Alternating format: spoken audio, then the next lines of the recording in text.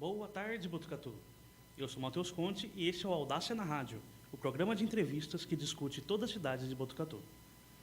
Nesse episódio piloto, convidamos a farmacêutica, professora e ativista socioambiental Patrícia Chimabuco. Patrícia, boa tarde. Pode se apresentar. Boa tarde. Muito obrigada pelo convite. Espero contribuir aí, né, com esse projeto piloto de vocês, né, para a questão do meio ambiente de Botucatu e região. Tá certo. Nossa primeira pergunta, Patrícia, como surgiu o seu interesse pela Cuesta de Botucatu? A história com a Cuesta, né, de Botucatu, vamos dizer assim, na época eu estava na faculdade, que eu sou de Marília, né, sou marilhense, e um colega meu de faculdade, ele falava, né, não de Botucatu, mas de Pardinho. Ele falou: olha, Paty, você vai gostar, lá na minha cidade tem uma montanha que parece um gigante. E também, quando eu ia para São Paulo, a gente passava por essa região mais pela Serrinha de Pardinho, né, vamos dizer, aquela serrinha que a gente passa ali pela, né, Águas da Serra. E nisso, quando eu terminei a faculdade, eu me interessei por umas linhas de pesquisa daqui da Unesp, e eu acabei mudando para cá. E aos finais de semana, né, até depois trabalhando, a gente, né, vai percorrendo, porque eu sou uma pessoa que não gosto tanto da área urbana, vamos dizer, passeio de shopping, a não ser se for um cinema, um teatro. E eu comecei a caminhar, né, a passear pelas estradas rurais. Eu acho que todo mundo, pelo menos acho que boa parte de quem vem de fora, e antes da explosão, né, dos restaurantes rurais, esses atrativos que começaram a surgir de uns 2, 3 anos para cá, era o Vivan. Na época que ainda o acesso era por uma estrada de terra, vamos dizer assim. Então, foi o primeiro lugar que eu conheci, foi o Vivan. E, depois disso, conheci um outro grupo de caminhada, que são os Aventureiros do Túnel, e aí a gente começou a percorrer pela região da Cuesta, mas de Botucatu. E ainda sobre a Cuesta, qual que é a importância da Cuesta, não só para a cidade de Botucatu, mas também toda a região que a Cuesta ocupa? Então, a Cuesta, ela tem uma importância muito grande em relação à importância ecológica e econômica. Eu acho que, assim, primeira coisa, para a cidade de Botucatu, antes da gente discutir a questão ambiental, a questão da vocação, né, que ela tem, dos seus atributos para a questão econômica, ela está presente em vários símbolos da cidade. E, às vezes, o próprio botucatuense nunca, por causa da correria, né, a gente não dá para alegar, né, e já pré-julgar que é desinteresse, enfim. Vamos observar, a bandeira da cidade, né, o brasão da cidade tem a silhueta da Cuesta, o carro, né, as viaturas da GCM também tem, os uniformes das escolas. Então, assim, a Cuesta é algo muito intrínseco, né, muito ligado ao botucatuense. Então, nós temos esse primeiro lado. Aí, já para a questão ambiental, ela é um patrimônio, vamos dizer assim, ela é um patrimônio natural do município, da região, do estado de São Paulo, do Brasil, da América do Sul, e vamos dizer também, quando a gente fala das questões ambientais, as ações locais, elas têm os seus impactos globais, né? Então, ela tem uma importância também, né, para todo o ecossistema.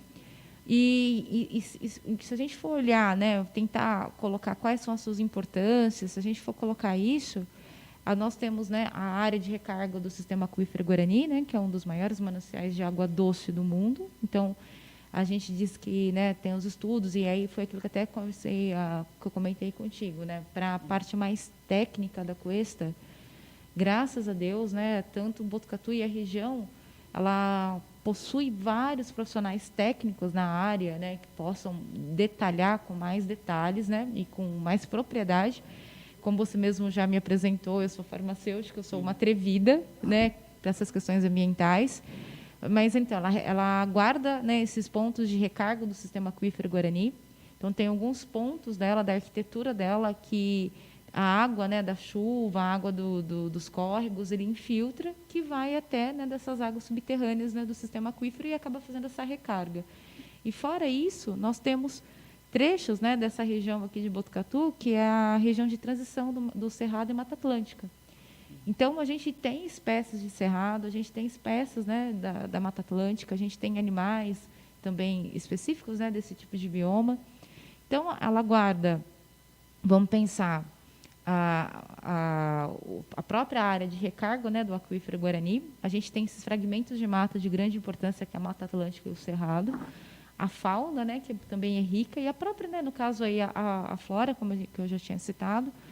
Mas também a gente tem os tais morros testemunhos, que são, por exemplo, vamos dar um exemplo, que nem quem conhece, né, as Três Pedras, que a gente consegue avistar lá daqui da Pedra do Índio, que é de Botucatu, né, as Três Pedras, ela é do município de Bofete. Bofete, as Três Pedras é de Bofete. Assim também, né, com o Gigante Adormecido, a gente consegue visualizar do município de Pardinho, mas ele pertence, né, toda a sua estrutura geomorfológica do município de Bofete.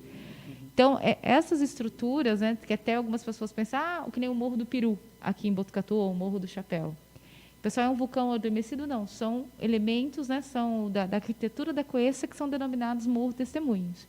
Então, a gente tem né, esses atributos naturais que compõem, né, esse mosaico desse patrimônio natural que a nossa região tem e Botucatu também tem. Então, assim, a Coesta, ela não é só de Botucatu, né? Se a gente for olhar, a gente encontra, né, partes dela em outros municípios aqui da região. Mas ela tem essa grande importância ambiental, social, vamos dizer assim também, né, por causa da questão dos biomas. Mas a gente tem o outro lado, que a sua beleza, né, assim quanto ela é importância, ela tem uma beleza, né, proporcional à sua importância, que favorece ao desenvolvimento econômico. Então, assim, a importância dela é tudo. E outra, até o próprio equilíbrio, né, até agradável de clima aqui da nossa região. Então, ela tem uma importância muito grande. A importância e a beleza é proporcional ao tamanho da responsabilidade do botucatuense, do gestor público e também dos municípios vizinhos. E como que você acredita que esse patrimônio da Coesta possa ser melhor explorado turisticamente? Primeiro, eu acho que a gente precisa... ele já é explorado, vamos dizer assim, né? Não é uma coisa que está começando de agora, já há um bom tempo. Então, cada um, se a gente for parar para pensar, começou a ser explorado, se a gente for fazer aqui o reconhecimento com os trilheiros, tá? Os trilheiros que eu falo, os trilheiros motorizados, além tem uma turminha que caminha aí, né? Que a gente até dos grupos mais antigos, que tem o Papa Trilhas, que tem também os Aventureiros do Túnel, que é a galera que caminha, né? Junto aí de domingo. A gente só tem uma diminuição disso agora por causa da situação sanitária. Mas os primeiros mesmo, que são os responsáveis, né? Vamos dizer aí, pela motivação, né, pelo estímulo do turismo gastronômico rural, são os trilheiros, a galera de moto. Então, se a gente for pensar, os primeiros barzinhos, né, as primeiras vendinhas na beira das estradas, e até das propriedades que estão bem ali, né, que faz a sua divisa com a estrada, foi decorrente de quem? Da galera que anda de gaiola, da galera que anda de moto, de jipe, de quadri, né? Mas é mais a turma da moto. Então, assim... Então, a exploração começou com eles.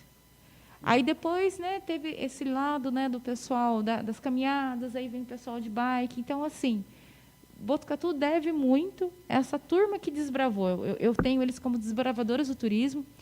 E aí tem as primeiras agências de turismo que começaram também aqui.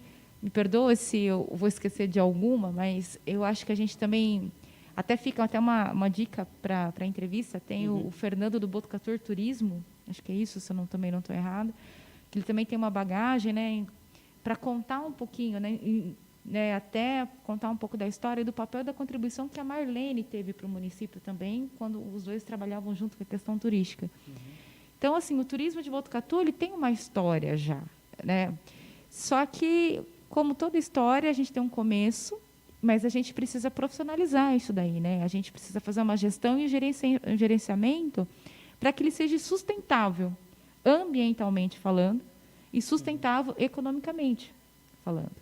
Então, assim, olhando Botucatu especificamente, Botucatu ele tem um viés para o turismo, não somente para o turismo de aventura e o turismo ecológico.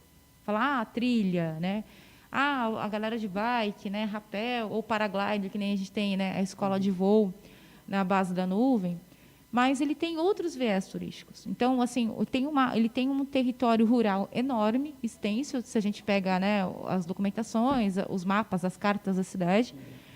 Se a gente for olhar, ele tem Botucatu, né, nossa cidade, tem vocação para o turismo náutico, vamos pensar no Rio Bonito. Né, precisa explorar bem mais essa questão de camping, uma área de camping, tem que estruturar, né, uma área de camping, fora a questão. Eu estou pensando em nível de poder público e depois a gente conversa até um pouquinho sobre o setor privado. Então, uma área de camping, né, explorar um pouquinho essa questão, dar uma estrutura, né, para a questão do turismo náutico. A gente tem o turismo de saúde ou turismo científico. Vamos pensar, o de saúde é que essa questão das pessoas que vêm, né, para a nossa região em busca de tratamento, porque Botucatu é um polo regional, se eu também não estou enganada. O científico, porque a gente tem a questão da Unesp, né, das faculdades aqui, então tem a questão dos congressos, ainda de alunos, não somente da graduação, mas como da pós-graduação. A gente tem o gastronômico rural, né, por causa desses atrativos, os restaurantes, as vendinhas das nossas estradas rurais. A gente tem o turismo religioso, também aqui, que poderia ser explorado. A cultura caipira, apesar de eu achar que a cultura caipira, né, tem uma coisa muito mais forte no município de Pardinho, mas aqui também tem, né, a questão da cultura caipira.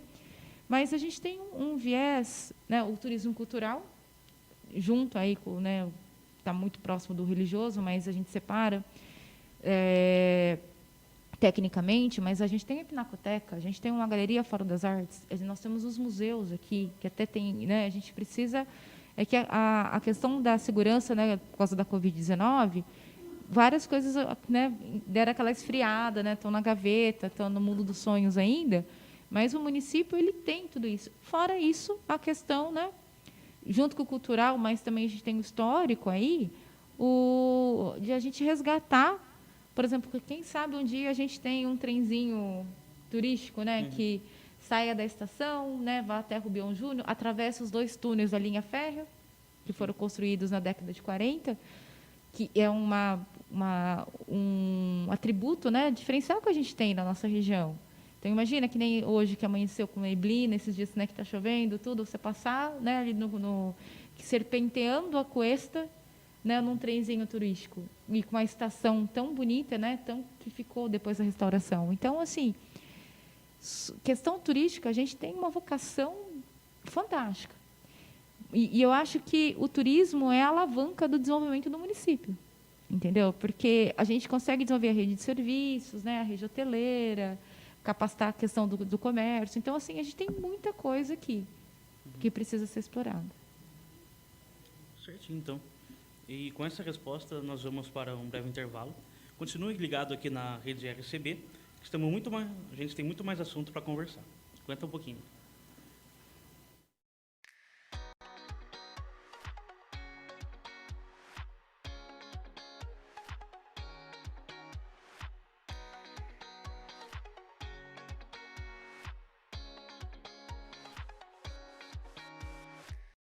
Foram capturados pelos invasores.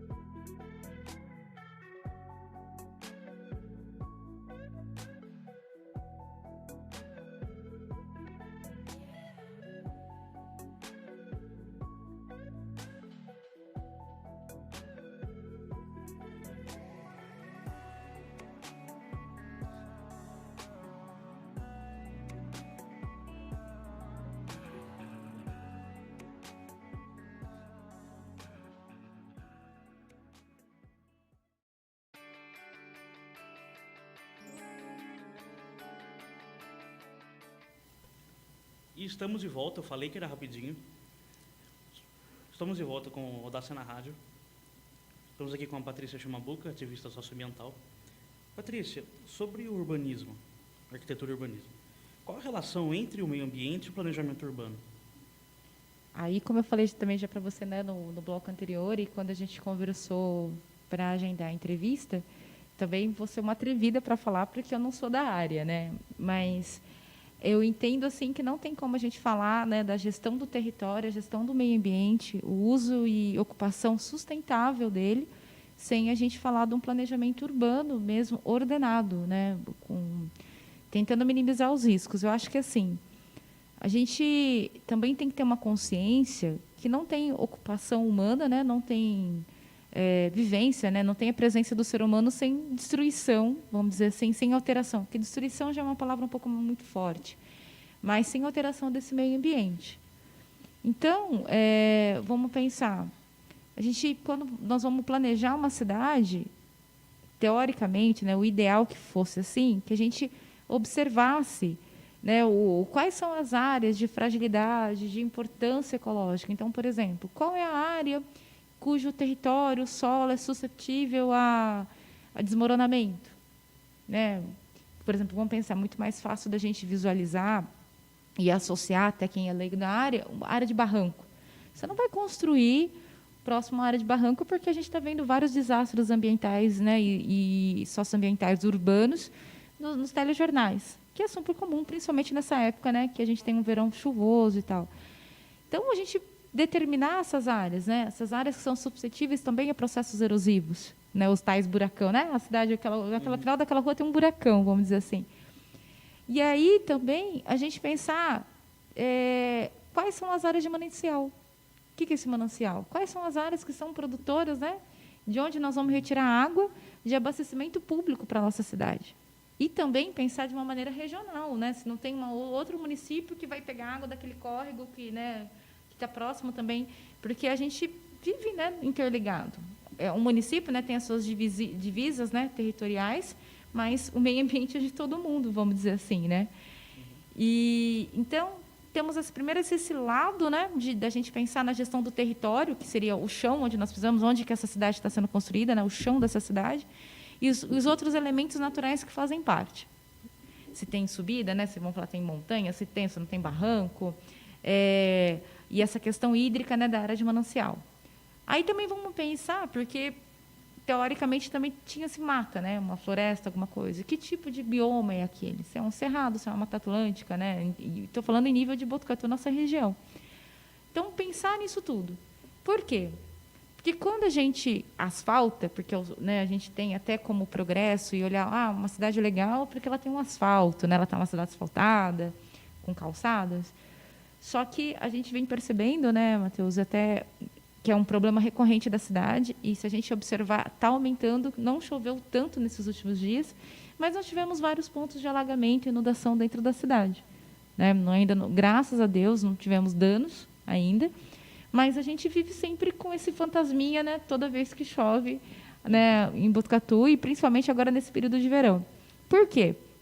Porque quando a gente constrói a cidade, até para quem é da área isso é muito claro, né? Mas para a gente que é atrevido e também, né, para quem está nos ouvindo, nos assistindo, a gente tem que pensar o seguinte: como é o ciclo da água quando a gente aprendeu lá na escola?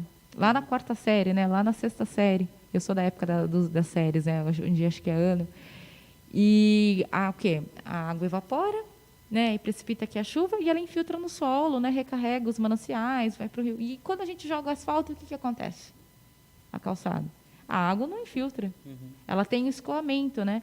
Aumenta o escoamento superficial, diminui a infiltração. Então, a gente tem enxurrada. Com essas ladeiras que Botucatu tem, a gente consegue atravessar a rua? Com a enxurrada um dia de chuva? Complicado. Complicado. Tá? Então, assim, e aí a área mais baixa, o que acontece? Inunda, né? Alaga tudo. Por quê? Porque, naturalmente, primeiro, né, vamos pensar sem asfalto, o solo acaba absorvendo boa parte dessa água. E quando vamos pensar, sem asfalto, né, sem cidade, era uma área de brejo. Então, também tem a sua importância naquele contexto. Né? E aí, o que nós fazemos? a gente ocupa o território, né, asfalta, desconsidera, né, ferramentas e técnicas. Existem técnicas urbanísticas que minimizam esse tipo de problema. Só que elas demandam um pouco mais de expertise, né, de pessoa, né, de um pouco mais de pessoas capacitadas para fazer, e tem um custo. E às vezes isso é considerado e preferem, né, manter esse modelo de urbanismo que a gente encontra aí na cidade. E aí depois, para remediar é difícil, é mais custoso.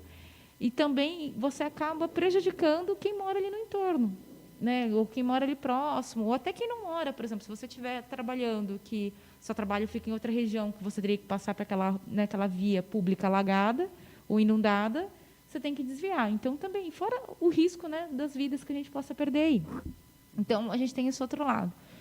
E aí, outra coisa também, para a gente refletir e pensar. Como é feito o arruamento das cidades? Como a cidade, são abertas as ruas?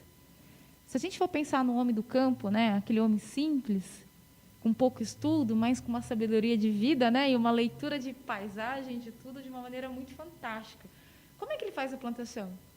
Em curva de nível. Ele faz toda, né, uma engenharia natural ali, extremamente pensada. Tem uma técnica, né, para a gente parece que é simples, mas, né, tem todo um entendimento ali. E para quê? Para que, né, diminua essa velocidade, essa energia do escoamento, né, para que senão vai perder toda a plantação dele ali, concorda? Que é aquilo que também a gente aprende na escola. E como é que as ruas são feitas? Hoje, na hora que você sair daqui, se você tiver um tempinho e lembrar, observe como é que as ruas, né, dessas ladeiras que a gente tem, principalmente aqui próximo aqui ao estúdio, como é que são essas ruas?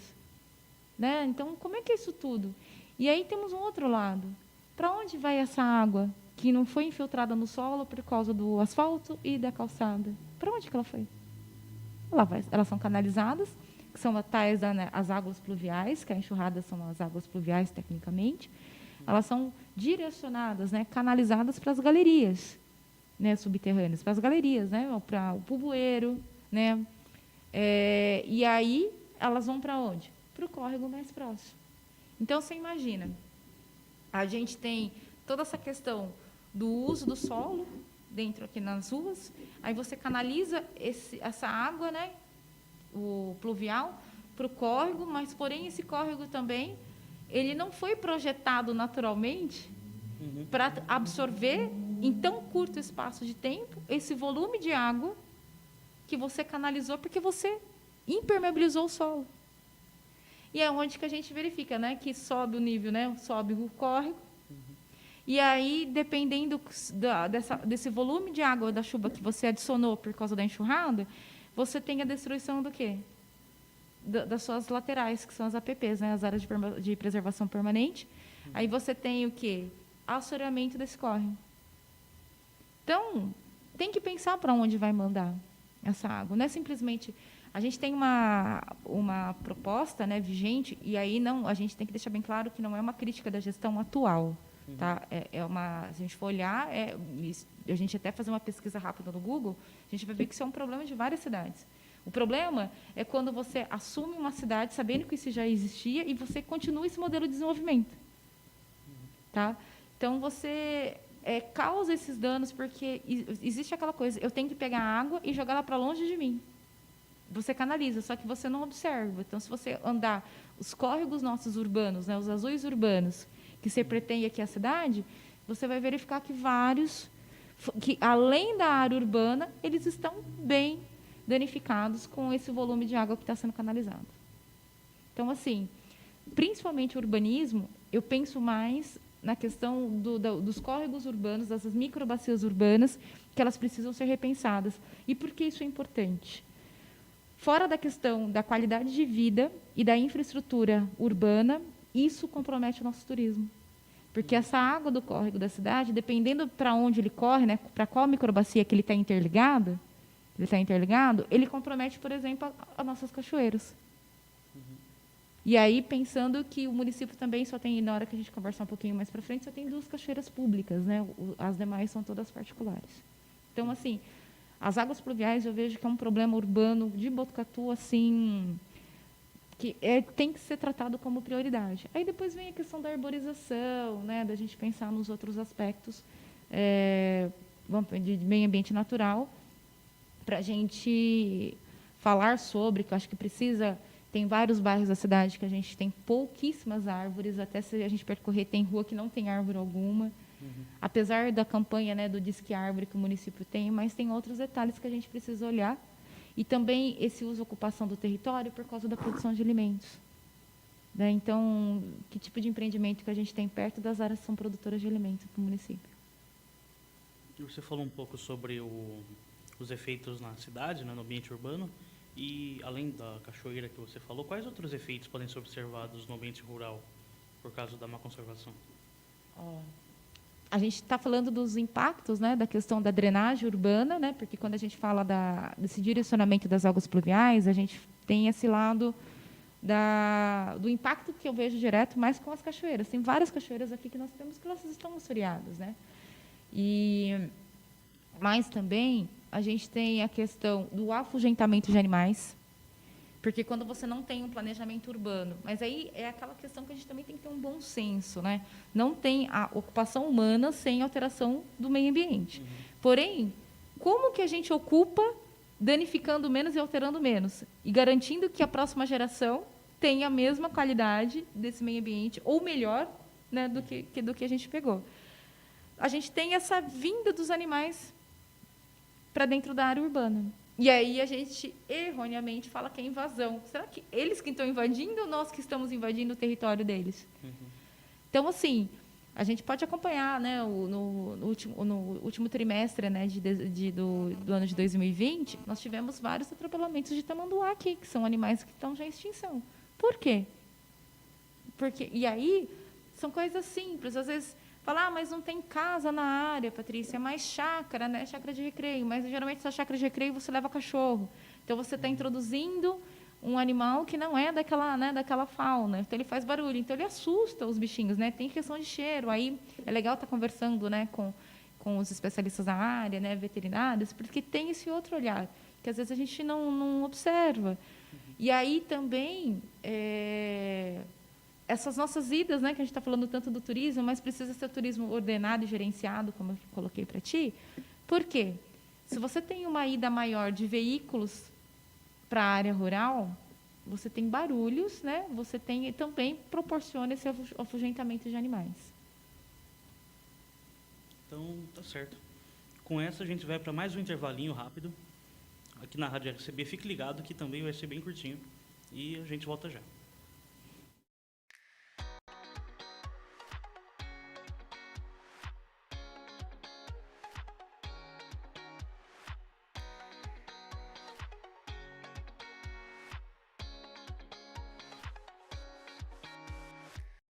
Foram capturados pelos invasores.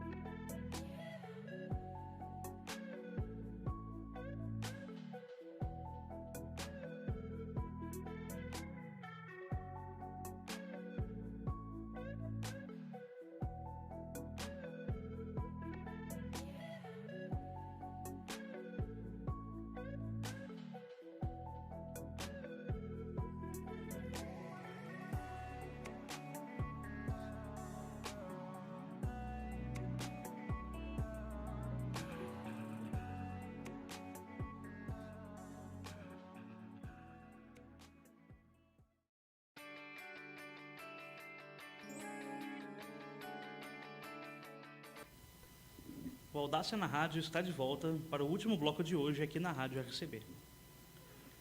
Patrícia, Para que a gente possa conservar a natureza, é necessário educar. Qual a importância da educação ambiental para as crianças e jovens? Olha, para crianças e jovens, não. Para nós, né? Eu também me considero criança em algumas horas e jovem, apesar já de ter passado dos 30. Mas, assim, por que eu fui, né, para essa questão do ativismo, até para fugir, né, da minha área? Tudo que eu faço, né, da questão ambiental, né, dos projetos que eu colaboro, das ideias, a proposta, até um dos motivos que eu aceitei vir aqui também para falar com você, porque, assim, cuidar disso tudo, né, do meio ambiente, da gente se interessar por cidadania, por questão ambiental, não é algo utópico, sabe, aquele algo assim sonhador, aquele algo romântico, né? Ah, ela é ambientalista, então ela abraça a árvore, né? Não pode derrubar, não é isso, foi aquilo que eu falei. A gente tem que pensar, né? Não tem como a gente existir sem estar poluindo, mas vamos tentar minimizar tudo isso. E a educação, ela não é da escola. A escola, ela não é responsável, entendeu? Por esse tipo de formação. A escola, ela vai dar elementos, né, mais técnicos, ela vai dar elementos mais, vamos dizer, científicos, né, mais estruturais para isso, mas esse hábito, né, essa sua conduta com o meio ambiente e com a cidadania, né, a sua ação cidadã, isso é de casa. Né? Isso é de casa, isso é entre os amigos, entre os nossos familiares, né, entre os vizinhos. E aí, como eu falei, a escola tem o seu papel. E isso tem que ser permanente. O que a gente vê, né? Quando a gente faz ações com criancinha, a criancinha, ela, né, ela questiona tudo, ela chega em casa, corrige o pai e a mãe. Uhum.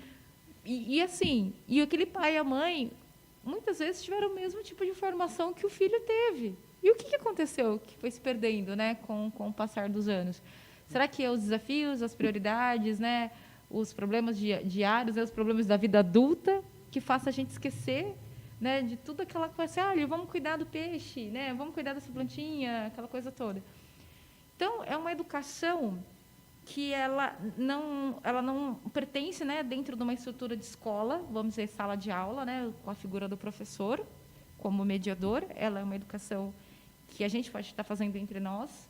Até o nosso diálogo aqui, né, essa entrevista, também é um processo educativo para nós mesmos, porque você me faz revisitar, né, algumas coisas que para mim já se tornaram cotidianas, e para você pode ser algumas coisas que podem ser novas ou não, mas conforme a gente está conversando, a gente vai construindo também outros, né, outros conceitos e fazendo outras leituras, né, de onde a gente está passando, e pensando também como que a gente pode ajudar. Então, ela é uma educação que ela não é exclusiva, vamos dizer assim, da escola, né, ou de monitores ambientais. Ela é de todos. E, sendo assim, a gente precisa entender onde nós estamos. A gente precisa entender qual a importância ecológica de Botucatu. O que Botucatu tem? Às vezes a gente fica querendo visitar a África, visitar a Amazônia, e é uma coisa assim, não desmerecendo toda a importância, né, do bioma, da estrutura, toda a questão ambiental da Amazônia, toda a questão ambiental do Pantanal. Uhum. A gente tem que brigar para proteger, ainda mais que está dentro do nosso território nacional, né, da nossa nação. Porém, o que nós estamos fazendo para proteger a costa? Eu vejo discursos, vídeos, lives, né, stories lindos de botucatuenses falando, olha, né, o que estão fazendo com a Amazônia? Olha o incêndio no Pantanal. Mas, poxa, e a sua casa? E o seu quintal? Porque a coesta é seu quintal. E até o lado que não tem coesta também é seu quintal. Né? Como que você está participando dessas discussões? O que você está entendendo? Então, por isso que é um processo educativo. E aí, permitir que essa visão, esse entendimento, né, da importância, essa compreensão, ela vá para espaços não formais de educação, que seria associações de bairros, projetos sociais, né, veículos de comunicação. Por exemplo, porque eu colaboro, né, com o Flávio Fogueral, pelo Notícias de alguns anos, inclusive, esse meu olhar para o meio ambiente, eu recebi um convite quando eu ainda tinha o Diário da Serra, sabe, o impresso, o jornal? Uhum. O Pedro Manhães conversou comigo lá em 2015, eu acho, foi 2015, porque ele falou, poxa, você tem uma visão, né, ambiental para a coesta, né, essa questão até das estratégias pedagógicas, né, o jeito de olhar, o jeito de se expressar com a coesta diferente. E eu acho que isso é importante. de levar para outras pessoas, né, para as pessoas entenderem e tentar sensibilizar pela causa, né, pela sua responsabilidade socioambiental. Aí depois eu conversei com o Stefano Garzese.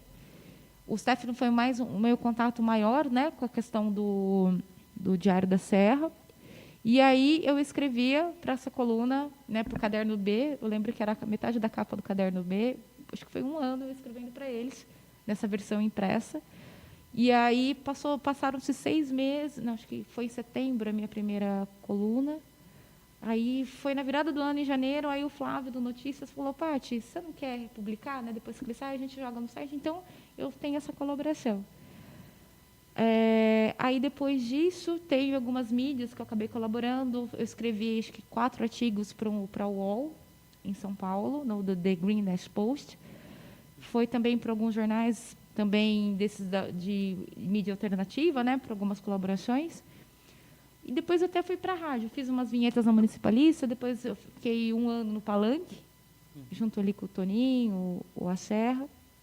Mas sempre dizendo desse jeito.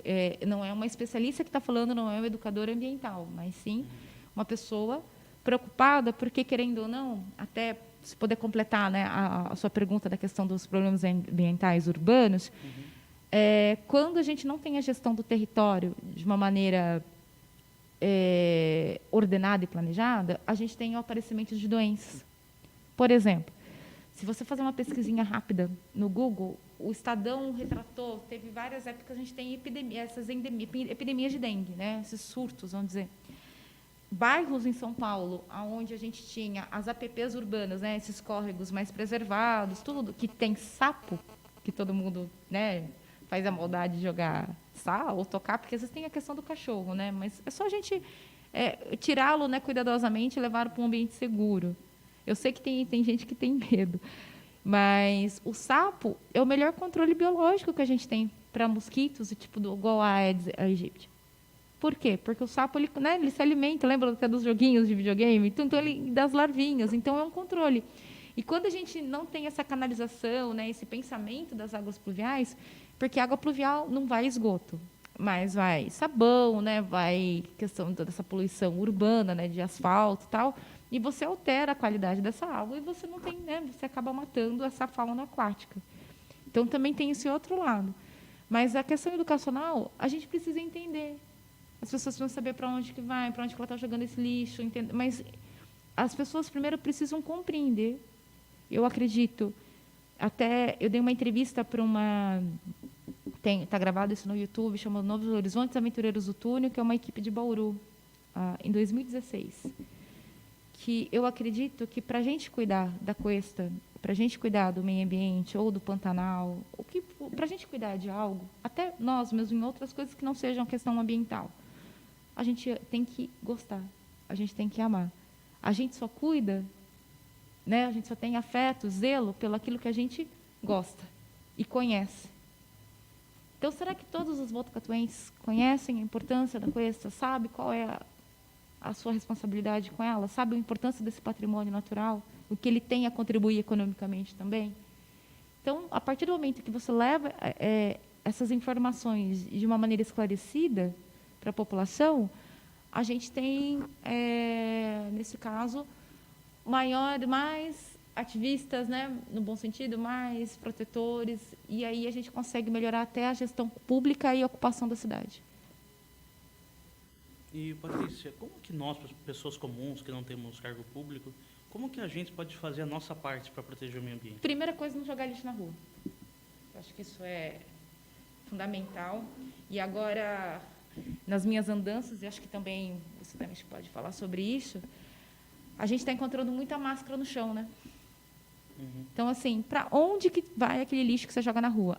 É um papelzinho de bala, né? Mas eu jogo, mas tem uma peneira no final, né, da galeria. Não tem.